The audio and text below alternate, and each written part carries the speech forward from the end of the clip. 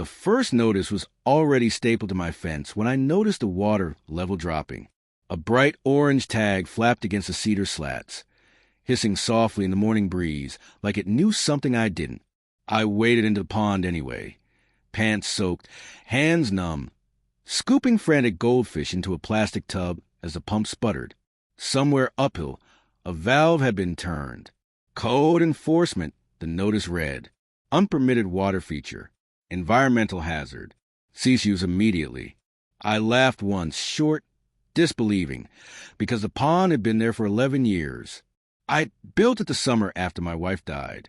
A quiet thing. Koi lilies, a bench. No noise. No runoff. No trouble. Until that morning, a black SUV idled across the street. Tinted windows. County seal on the door. I straightened up as a man in a windbreaker stepped out. Clipboard already open. "Mr. Hale?" "That's me," I said.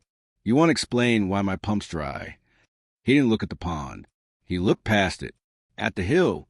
At the new construction flags marking the edge of my property. "Complaint came in," he said. "Standing water. Mosquito risk. Wildlife interference." "Wildlife lives here," I said. "That's kind of the point." He smiled politely. "Too quickly. We'll need it drained within 72 hours. That night, the frogs started calling. Not the thin peepers I was used to. These were deep, resonant, a low percussion that vibrated the windows. I stood on the porch with a flashlight, scanning the cattails. They hadn't been there before. The next day, my neighbor Carol leaned over the fence. "You hear about the zoning meeting?" she asked. "No. They're rezoning the hillside. Mixed use. Big developer out of Phoenix." She lowered her voice. "Your pond's right in the runoff path." The pieces slid together with a quiet click. The valve, the notice, the sudden urgency. That afternoon, I found a second letter, this one certified. A cease and desist citing federal environmental statutes. I read it twice, then a third time slower. Potential violation of the Clean Water Act. I laughed again, but there was no humor in it. At dusk, I returned to the pond. The frogs were everywhere now. Thick-bodied silhouettes perched on rocks, eyes reflecting gold in the beam of my light. One let out a bellow, so loud it startled me back a step. I knew frogs. I'd studied environmental law before I ever touched a shovel. Old habits. And these weren't local. I knelt, watching them, listening to the chorus swell and overlap, a living wall sound. Something had been introduced, on purpose or by accident. I didn't know yet, but I knew one thing. If they wanted my pond gone, they'd picked the wrong battlefield. I started with the call logs. 3 complaints to code enforcement over 6 weeks. All anonymous. All routed through the same internal dispatcher.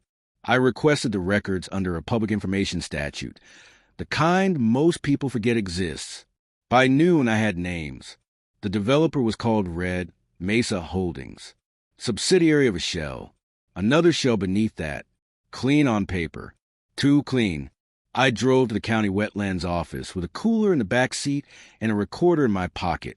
The biologist on duty, a tired woman with coffee-stained notes. Listen as I describe the frogs. "Bullfrogs," she said. "Big ones." "Big," I said, "and loud." She frowned. "Those aren't native to your area." "But some are protected," I said carefully. She leaned back. "Depends which ones." That night I took samples. Water, slime, skin sheds caught in the reeds. I photographed everything. Log times, temperatures, coordinates. Slow work. Methodical. The kind that keeps panic at bay. 2 days later, the results came back. Lithobates caddis biennis, Delta variant. My stomach tightened. A subspecies listed under a federal conservation rider. Rare. Protected. Relocation prohibited without federal approval. I smiled for the first time in days.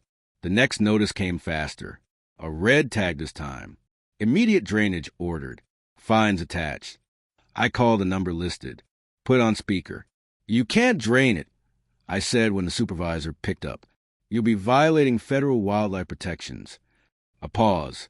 Then, that determination hasn't been made.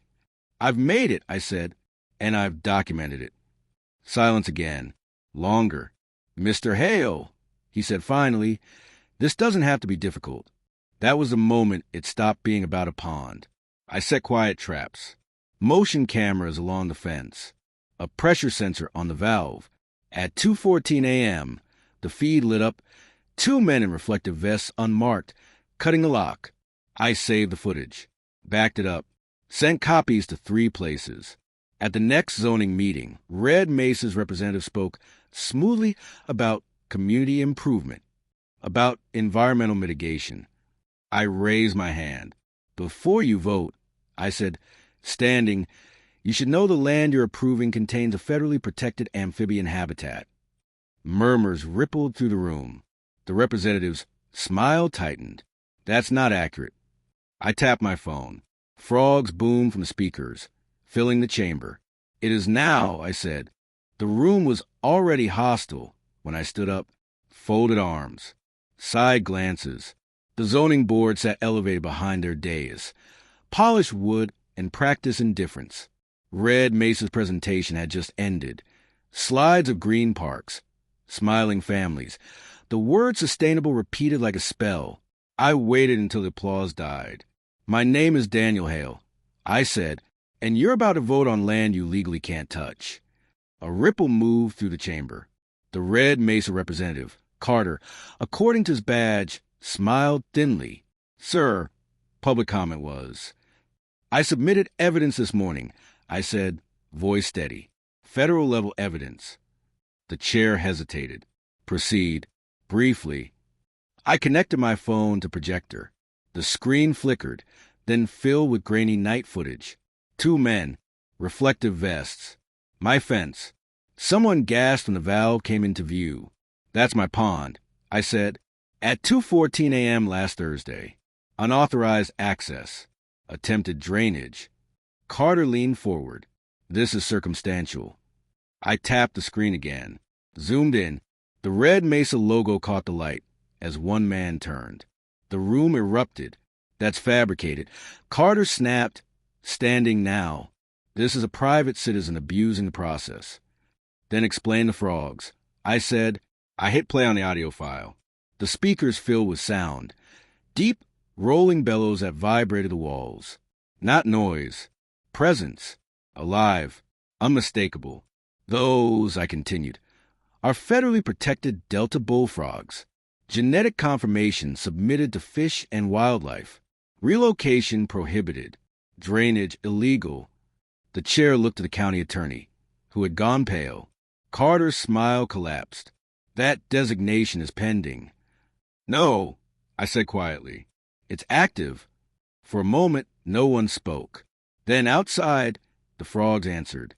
The sound pushed through the glass like pressure, layered and immense.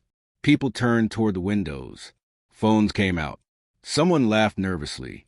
This meeting needs to be adjourned, Carter said sharply. Now. That's when the lights went out. Emergency bulbs snapped on, bathing the room in red. The projector froze on Carter's face, mouth half open, eyes wide. I hadn't planned a blackout, but I didn't waste it. You tried to erase a protected habitat, I said, my voice carrying. You failed, and now it's public. Security rushed the doors. Someone shouted. Paper scattered.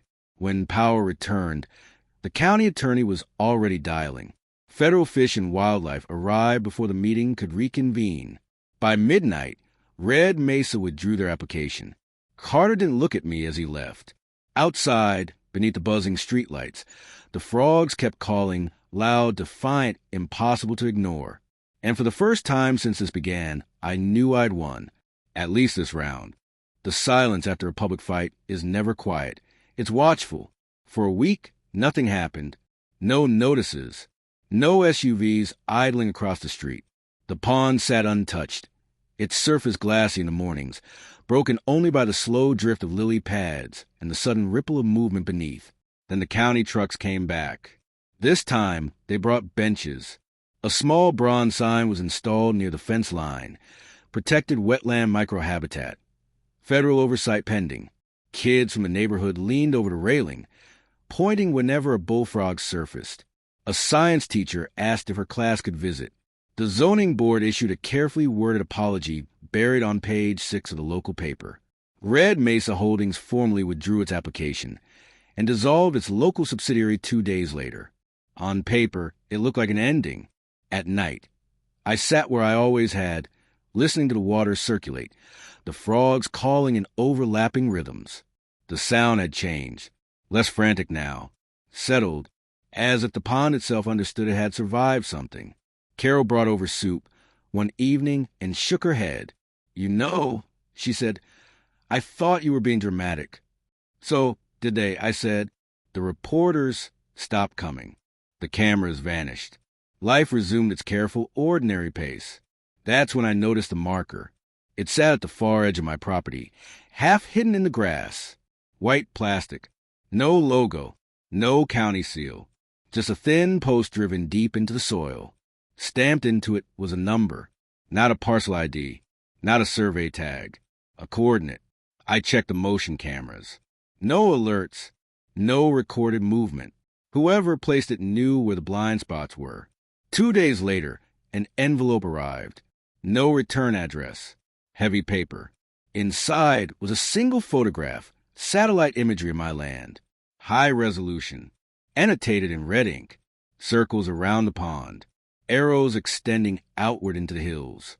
At the bottom, written clean and deliberate, Phase 1 complete. I sat at the kitchen table for a long time, the photo flat beneath my hands. The frogs began calling as dusk settled in, their voices rolling outward, echoing farther than before. Not just in my pond now. I could hear answers from beyond the trees.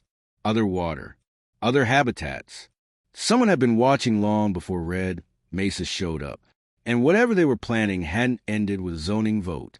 I folded the photo, slid it into my desk drawer beside the original notice, and locked it. Outside, the pond shimmered under the moonlight, alive and protected for now. The frogs called again, louder, deeper. A warning, or a signal.